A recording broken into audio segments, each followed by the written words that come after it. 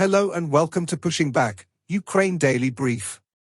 As the war enters its 784th day, these are the main developments from the past 24 hours. Russia has lost approximately 456,960 troops in Ukraine since the beginning of the war, the General Staff of Ukraine's armed forces reported. The number, which has not been independently verified, includes 910 casualties over the past day. According to the released Ukrainian figures, Russia lost 3 tanks, 8 armored combat vehicles, 13 artillery systems, 5 drones, 31 vehicles and 5 pieces of special equipment.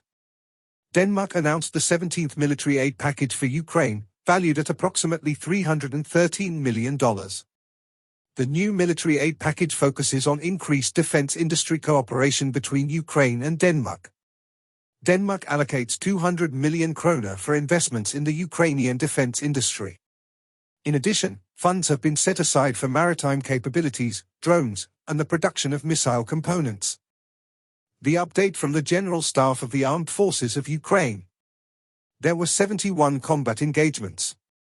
The enemy launched a total of 4 missile and 43 air strikes, carried out 43 multiple launch rocket system attacks on positions of Ukrainian troops and various settlements.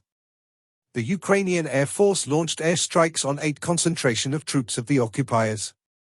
In its latest intelligence update, the UK's Ministry of Defence reports the Black Sea Fleet has moved most of its ships from Sevastopol to Novorossiysk, likely to avoid Ukrainian attacks. Novorossiysk's infrastructure is being improved to support the fleet long-term. This includes facilities for reloading missiles on warships. In its latest intelligence update, the Institute for the Study of War. Ukrainian forces struck a Russian military airfield in occupied Jankoy, Crimea, overnight on April 16 to 17. Ukraine's main military intelligence directorate reportedly targeted Russian aviation assets in the Republic of Mordovia, the Republic of Tatarstan, and Samara Oblast on April 17. Kremlin spokesperson Dmitry Peskov officially confirmed on April 17 that Russian peacekeeping forces began their anticipated withdrawal from Nagorno-Karabakh, as Russian sources largely blamed Armenian leadership for Azerbaijan's seizure of Nagorno-Karabakh amid Armenia's continued efforts to distance itself from political and security relations with Russia. The Georgian parliament approved a bill in its first reading similar to Russia's Foreign Agents Law on April 17, which Russian state media seized on to further Kremlin efforts to amplify reports of political discord in Western and former Soviet states.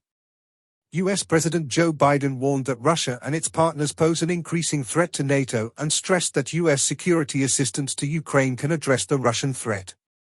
The U.S. House of Representatives filed a supplemental appropriations bill on April 17 that would provide roughly $60 billion of assistance to Ukraine and will reportedly vote on the measure on April 20.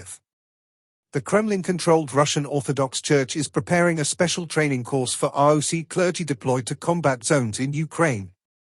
Russian forces recently made confirmed advances near Avdiivka and Donetsk city. In Zelensky's nightly video he covered several points. Firstly, he spoke about participation in European meetings focused on supporting Ukraine's defense against Russia. Secondly, he also highlighted the need for increased European weapons production and financial aid. Lastly, mentions a successful Ukrainian military strike and discusses ongoing cooperation with NATO. Thanks for following today's updates. Please don't forget to like and subscribe for more content. We'll return tomorrow with the latest news on the ongoing conflict.